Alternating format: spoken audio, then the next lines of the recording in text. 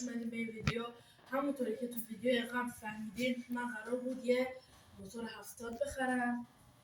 صفرم قرار نبود بخرم، یه موتور بخرم که واقعا بازسازی داشته باشه و خیلی ویدیو براتون بگیرم. الان موتور اینجا کنارمه و اینم از موتور.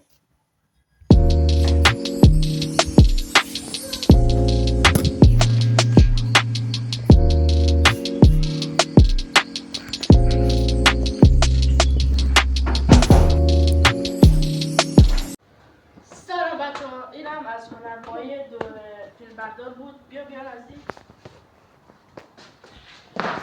بچه‌ها درست این موتور زیاد تمیز نیست. من گرفتم این موتور رو که بازسازی کنیم با هم دیگه. الان هم نگاه کنید چقدر خاک روش نشسته. اینجا نگاه کنید. زنجیرش هم خیلی افته، یعنی که کار داره. بعد اینجا نگاه کنید. نمیدونم چیش بگم. اینجاش هم نداره، براش می‌خریم.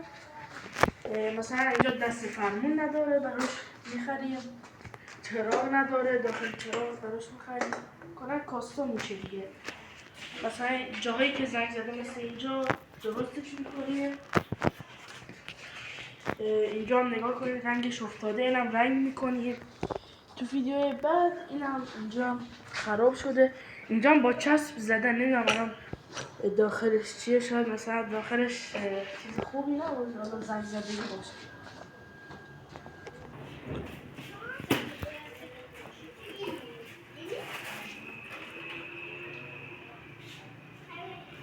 خب بچه‌ها من آخر ویدیو بهتون میگم که قیمتش چقدر خریدمش. بیا نزدیک بیا. بچه‌ها چرم مگه زنگ میزنه؟ این زنگ زدگی ها چیه؟ چسب زدن روش. واقعا نمیدونم. حالا همه جا شور نگاه کن. شور جا نگاه کن.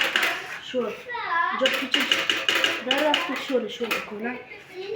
مثلا فرمونش شوره، همه جا شوره. نگاه کن اگزوزشو. اینجا نگاه در اومد. ببین یعنی تو ویدیو میخواد کامل توش آخرش هم پلاستیک گیر کرد. حالا اینجا نگاه کن داره نمیره پایین. اینطوری همه تا شده. قراره که تو ویدیو بعد همه چیزاشو درست که نمی‌کنیم. ویدیو بعد قراره که دور باشه، دور با موتوره. و ویدیوی بعدش میریم دیگه تو کار بازسازی و درست کردن موتور. قیمت موتورم عرض کنم 70 میلیون خریدمش من این موتور. اندازه یعنی الان یه PS5. آره اندازه PS5. این PS5 هستیم الان. خب میخوام سم استارتش رو ببینید. تک استارت روشن میشه. بچه یکم نمیتونه میکنم تک استارت روشن میشه. نگاه تمام به استارت